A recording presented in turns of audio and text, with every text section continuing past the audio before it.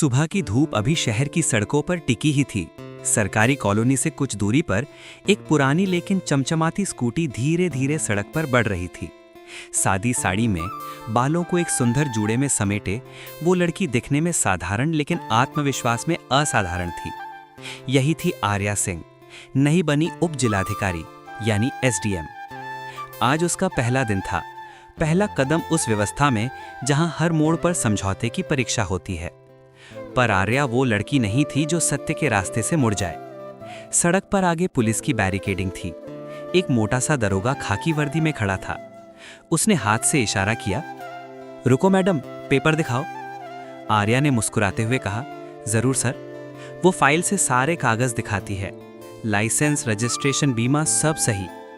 दरोगा ने मुंह बनाते हुए कहा, कागज तो ठीक हैं, पर बिना खर्चा पानी दिए कुछ नहीं होता, समझी?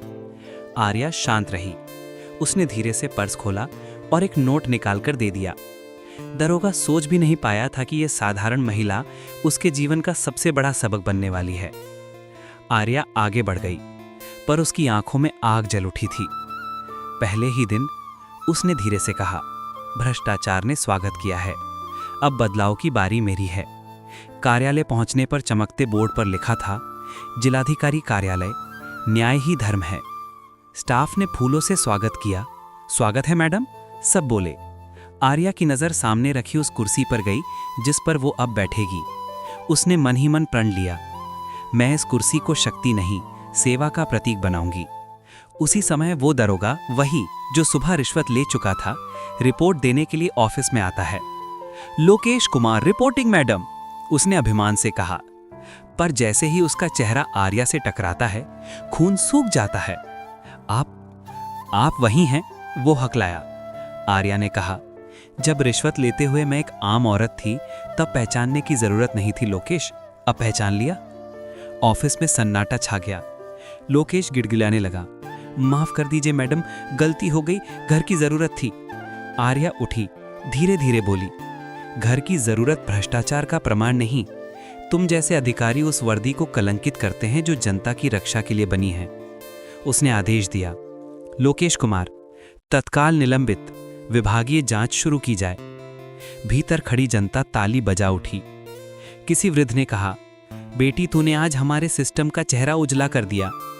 दोपहर बाद आर्या अपने केबिन में अकेली थी। बाहर पेड़ों की छाया और पंखे की हल्की आवाज।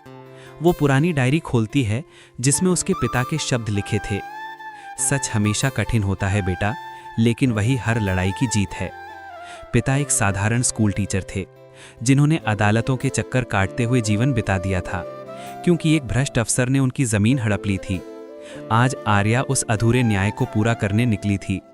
वो खुद से बुदबुदाई, अब कोई पिता अपनी बेटी को न्याय के लिए तड़पता नहीं देखेगा। अगले ही पल फोन बजा। जिले के थानेदार की आवाज थी, मैडम आपका आदेश जाते कुछ पुलिसकर्मी मौके पर भड़क गए हैं, कह रहे हैं नहीं एसडीएम मैडम बहुत सख्त हैं। आर्या ने दृढ़ स्वर में कहा, उन्हें बताइए, सख्ती नहीं, सत्य की शुरुआत है। किसी ईमानदार को डरने की जरूरत नहीं। शाम होते होते कई स्थानीय अखबारों में सुर्खी थी, नई एसडीएम आर्या सिंह ने पहले ही दिन रिश्वतखोर दरोगा को किया सस्पेंड। सालों बाद जनता को उम्मीद की एक किरण दिखी थी। पर कहानी यही खत्म नहीं होती। अगले दिन आर्या को पता चलता है कि वो दरोगा एक बड़े नेटवर्क का हिस्सा था, ऐसा रिश्वत तंत्र जो महीनों से जनता को लूट रहा था। उस नेटवर्क में सिर्फ दरोगा ही नहीं, कुछ बड़े अफसरों तक की मिली भगत थी। आर्या जानती थी ये खेल अब बड़े दांव का है। वो फाइलें उठाती है, सबूत जुटाने के लिए निकल पड़ती है। हर गली में, हर दस्तावेज में छिपे थे झूठ के धागे, जिन्हें सुलझाना आसान नहीं था, लेकिन आर्या ठान चुकी थी, ये सिर्फ मेरा कर्तव्य नहीं, ये मेरे देश की आत्मा का सम्मान है। उस रात जब वो घर लौटी, उसके मोबाइल पर अज्ञात नंबर से कॉल आया। मैडम, जितनी जल्दी हो सके केस बंद कर दीजिए, वरना आपको पछताना पड़ेगा। आर्या ने फोन धीरे से रखा और मुस्कुराई। जब डर खत्म हो जाए तब असली न्याय शुरू होता है। ये सिर्फ शुरुआत थी। अगले दिन आर्या को उस भ्रष्ट तंत्र के असली सूत्रधार का नाम पता चला, एक वरिष्ठ अधिकारी जो वर्षों से सबको अपनी जेब में रखे बैठा था। अब आर्या को तय करना था, क्या वो अपनी सुरक्षा के लिए सच पर पर्दा डाले या फिर उस पर्दे को जलाकर संपूर्ण व्यवस्था को उजागर करे। युद्ध की शुरुआत हो चुकी थी, पर यह युद्ध तलवारों का नहीं था। ये था साहस बनाम भ्रष्टाचार का युद्ध, जिसमें आर्या अकेली होकर भी व्यवस्था से बड़ी थी। रात लंबी थी, पर आर्या की आंखों में नींद नहीं थी। मेज पर खुली फाइलें, कंप्यूटर स्क्रीन पर डेटा और दीवार पर टंगी पिता की तस्वीर, सब उसे एक ही दिशा में देख रहे थे। सिस्टम को साफ करना है। अगली सुबह वो तैयार होकर दफ्तर पहुंची। जैसे ही उसने केबिन का दरवाजा खोला, उसकी सहायक मीना ने कहा, मैडम, आपको देखने के बाद कई लोगों में खौफ है। जो लोग कल तक सीधे नहीं देखते थे, आज सलाम ठोक कर बात कर रहे हैं। आर्या मुस्कुराई। सच्चाई का असर डर से नहीं, आत्मसम्मान से पड़ता है मीना, वो बोली और कुर्सी पर बैठ गई। कुछ देर बाद दरवाजे पर एक महिला आई, फटी साड़ी में, माथे पर पसीना। मैडम, मेरा झोपड़ा जबरन तोड़ा गया। बोला गया कि जमीन राजस्व वालों की है, लेकिन मैं 20 साल से वहां रहती हूं। आर्या ने उस महिला के दस्तावेज लिए। देखा सभी कागज असली थे, लेकिन रिकॉर्ड में उसके नाम की जगह किसी विक्रम गुप्ता का नाम था। विक्रम गुप्ता कौन है? मीना बोली, मैडम, ये नाम हाल में कई बार आया है, हर उस केस में जहां गरीब की जमीन छीनी गई है। आर्या की नजर तेज हो गई। उसने कहा, मीना, फौरन इस गुप्ता के सभी लेन देन की फाइलें निकालो। दोपहर तक उन फाइलों का ढेर लग गया। हर पन्ने पर एक ही कहानी, रिश्वत, फर्जी दस्तावेज और भ्रष्ट राजस्व अधिकारियों की मिलीभगत। उन दस्तावेजों में एक नाम बार बार उभर रहा था, एडीएम विशाल चौबे, जिले का वरिष्ठ अधिकारी। आर्या जानती थी अब कदम गलत हुआ तो करियर खत्म, लेकिन उसने मन ही मन कहा, अगर डरकर बैठ गई तो फिर इस कुर्सी का क्या मतलब। उसने एक चाल चली, एक गुप्त विजिलेंस टीम गठित की। मीना, एक युवा इंटर्न अमित और ड्राइवर नागेश। उन्होंने तय किया कि आज रात वो इस दफ्तर पर छापा मारेंगे जहां विक्रम और उसके सहयोगी फर्जी जमीन सौदे करते हैं। रात के 10 बजे शहर की सीमा पर पुराना गोदाम था। भीतर से तेज हंसी और नोट गिनने की आवाजें आ रही थी। आर्या ने कान में वायरलेस लगाया, टीम को निर्देश दिए, अंदर जो भी हो कैमरे चालू रहेंगे, हम किसी को नुकसान नहीं पहुंचाएंगे, लेकिन सबूत चाहिए। वो मंद रोशनी में अंदर गई। उसके सामने 3 आदमी बैग भर पैसे गिन रहे थे। इतने नोट तो किसी बैंक में भी नहीं होंगे, आर्या ने ठंडे स्वर में कहा। विक्रम ने मुड़कर देखा। कौन हो तुम इतनी रात में? आर्या ने बैज निकाला। उप जिलाधिकारी आर्या सिंह। मौन छा गया। टीम अंदर घुस चुकी थी। सारे दस्तावेज लैपटॉप कैमरे से रिकॉर्ड हो रहे थे। विक्रम भागने की कोशिश करता है, पर अमित दरवाजा बंद कर देता है। आर्या बोली, अब कोई भाग नहीं पाएगा। इस भ्रष्टाचार का खेल आज खत्म। पुलिस को सूचना दी गई, पर जब थाने से जवाब आया तो आर्या सन्न रह गई। मैडम, हमें ऊपर से आदेश आया है कि फिलहाल इस केस में हस्तक्षेप ना करें। मतलब साफ था, उच्च अधिकारियों तक गंदगी फैली थी। आर्या समझ गई, ये लड़ाई नियमों से नहीं जीती जाएगी, इसे स्ट्रैटेजी से लड़ना होगा। अगली सुबह उसने जिला प्रेस क्लब को प्रेस कॉन्फ्रेंस के नाम पर बुलाया। मंच पर उसने सबूतों के साथ कहा, जब कानून के रक्षक ही अपराधी बन जाएं, तो जनता का हक उनसे वापस छीनना प्रशासन की ड्यूटी बन जाती है। पूरा मीडिया सन्न था। उसने कैमरे के सामने गोदाम से मिले नोटों के बंडल और दस्तावेज रख दी। ये सिर्फ फर्जी जमीन फाइलें नहीं हैं, ये जनता के सपनों की कब्रें हैं। उसने कहा। टीवी पर खबर चलने लगी, एसडीएम आर्या सिंह ने उजागर किया जमीन घोटाला, एडीएम तक का नाम शामिल।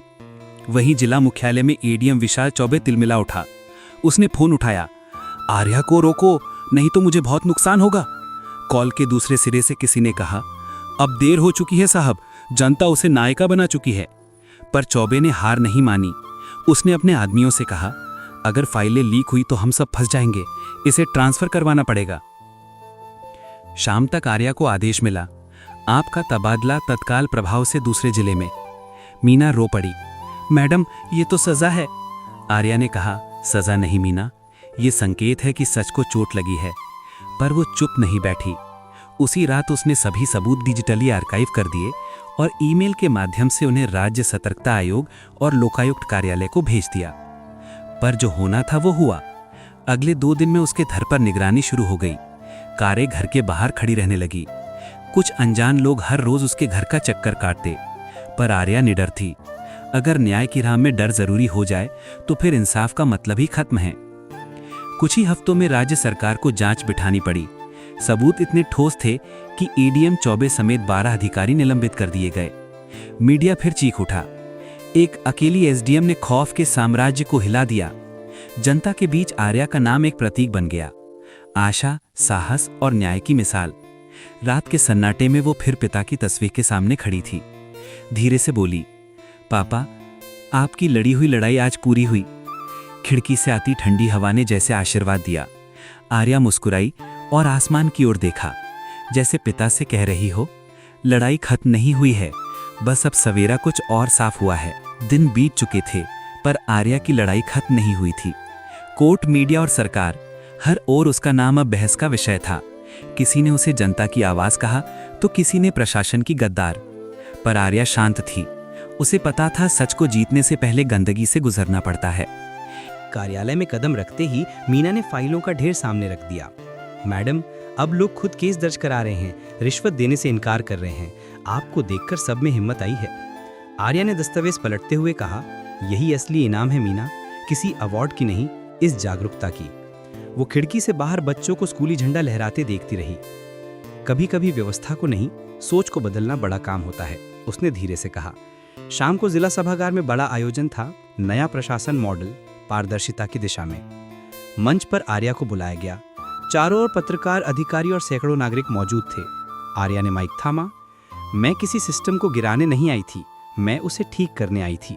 हमारी लड़ाई इंसानों से नहीं, बुराइयों से है। पूरा हॉल तालियों से गूंज उठा। जब तक आम व्यक्ति न्याय की उम्मीद छोड़ देता है, तब तक भ्रष्टाचार जिंदा रहता है। लेकिन आज यहाँ हर चेहरा कह रहा है कि अब डर खत्म है, यही मेरी जीत है। सभा के बाद बाहर एक छोटी लड़की आई, हाथ में पुराना स्लेट और चौक।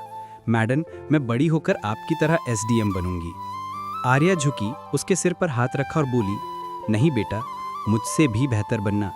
अगर तुम सच्चाई से कभी नहीं डरी तो दुनिया झुकेगी तुम्हारे सामने। लड़की की आंखों में वो चमक थी जो पीढ़ियों को रोशनी दी जाती है। रात में जब वो घर लौटी तो डेस्क पर एक पुरानी डायरी रखी थी, पिता की वही डायरी। उसने अंतिम पन्ना खोला जिस पर लिखा था, बेटी, कभी सोचो मत कि एक व्यक्ति क्या बदल सकता है। अगर इरादा साफ है तो एक चिराग से भी अंधेरा हार जाता है।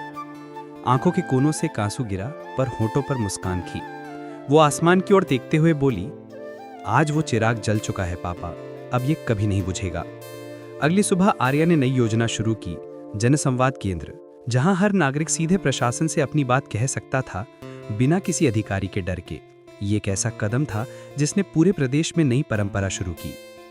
टीवी चैनलों पर खबरें चल रही थी, एसडीएम आर्या सिंह बनी बदलाव की मिसाल।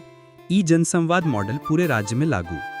बच्चे, महिलाएं, बुजुर्ग, हर कोई कह रहा था, अब न्याय किसी टेबल की फाइल में नहीं, जनता के दिल में रहता है। संध्या होने लगी थी, शहर की लाइटें जल उठीं। आर्या अपनी स्कूटी पर बैठकर वही रास्ता पार कर रही थी जहां पहले दिन उसने रिश्वतखोर दारोगा का सामना किया था। पर आज कुछ अलग था।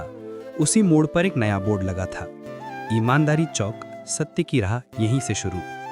उसने स्कूटी रोकी, आसमान की ओर देखा और मुस्कुराकर कहा, युद्ध खत्म नहीं हुआ, बस अब हर किसी के दिल में मेरा एक हिस्सा अपनी लड़ाई लड़ेगा। हवा में फहराते झंडे और उजाले में नहाया शहर इस बात का सबूत था कि जब एक इंसान सच्चाई से लड़ने का फैसला करता है तो पूरी व्यवस्था उसकी गूंज बन जाती है, जैसे न्याय की नई सुबह का स्वागत कर रही हूँ। अगर आर्या सिंह की ये कहानी, एक साधारण लड़की से एसडीएम बनने और पूरे सिस्टम को हिला देने तक की यात्रा आपके दिल को छू गई है, अगर आपको भी लगा कि सच की जीत हमेशा होती है, तो अब बारी आपकी है। रुकिए, कहानी तो खत्म हो गई, पर बदलाव की लड़ाई अभी बाकी है। क्या आप में भी वो हिम्मत है जो आर्या सिंह में थी? कमेंट बॉक्स में हमें #मैं भी आर्या लिखकर बताइए कि अगर आप आर्या की जगह होते तो इस भ्रष्ट सिस्टम के खिलाफ पहला कदम कौन सा उठाते। अगर आपको लगता है कि ये कहानी हर उस नागरिक तक पहुंचनी चाहिए जो न्याय में विश्वास रखता है, तो तुरंत इस कहानी को लाइक करें। आपका एक लाइक इस कहानी को लाखों लोगों तक पहुंचाएगा। चैनल को सब्सक्राइब करें और वो घंटी वाला बटन जरूर दबा दें ताकि आर्या सिंह जैसी और भी दमदार, सच्ची और प्रेरणादायक कहानी आप सबसे पहले देख सकें। इस वीडियो को हर व्हाट्सएप ग्रुप और फेसबुक पर शेयर करें ताकि हर भारतीय को पता चले कि ईमानदारी अभी भी जिंदा है। याद रखें, अन्याय के खिलाफ आवाज उठाना ही असली देशभक्ति है। तो चलिए दोस्तों, मिलते हैं अगली जबरदस्त कहानी के साथ। तब तक देखते रहिए और न्याय के लिए लड़ते रहिए। Bye bye.